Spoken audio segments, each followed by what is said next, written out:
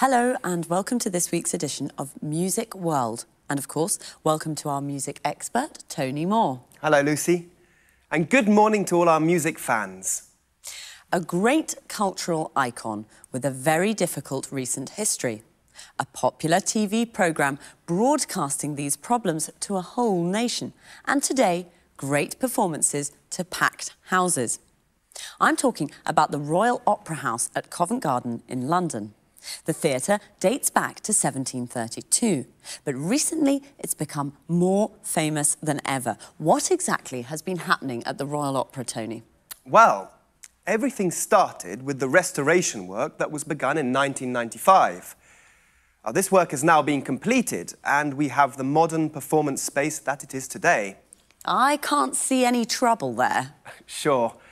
But the restoration work was partly funded by the National Lottery. What do you mean, partly funded? How much money came from the lottery? The lottery gave £58.5 million towards the work. Quite a lot of money. Remind me how the lottery works. Lottery tickets cost £1 and are sold all over the country. And there's a big draw once a week. OK, so the Royal Opera House received £58.5 million from the lottery. What happened next? The restoration work was completed in 1999. Tony Blair's Labour government had given the Royal Opera this lottery money on condition that it made opera less elitist in the future by keeping some of its seats reasonably priced for citizens earning an average wage. Did they do that? Yes. But let's not rush things. In 2001, the Royal Opera became even more famous when the BBC filmed a fly-on-the-wall documentary about the day-to-day running of the place. Well, the programme showed a real-life soap opera in action.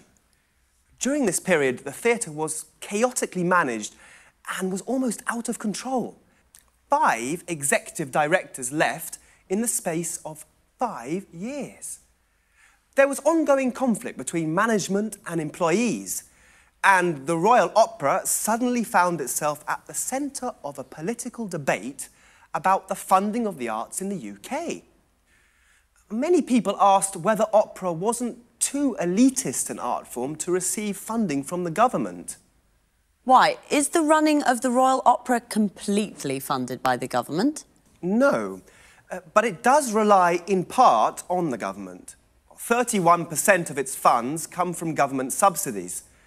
Today, corporate sponsorship is becoming more important.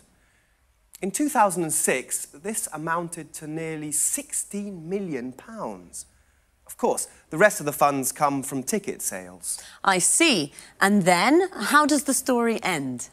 The BBC documentary programme was a great success. It had a huge audience. The TV project wasn't so successful for the Royal Opera management, as it entered a period of financial crisis. And there was an enormous amount of criticism because of the high cost of the renovation work, and because of the BBC TV documentary, which showed that the place was managed very, very badly. And today? Well, after so many years of difficult times, the Royal Opera is newsworthy simply because it isn't. For the last 5 years, the Royal Opera has been putting on successful operas and ballets. It's been doing a fine job. What's more, the Opera House has kept its promise. Now, it's attracting new audiences to listen to opera, and some of the seats are reasonably priced. So how much do tickets cost? The top price for a performance is usually £180. But half of the seats cost £50 or less. Well, the cheapest seats cost less than £10.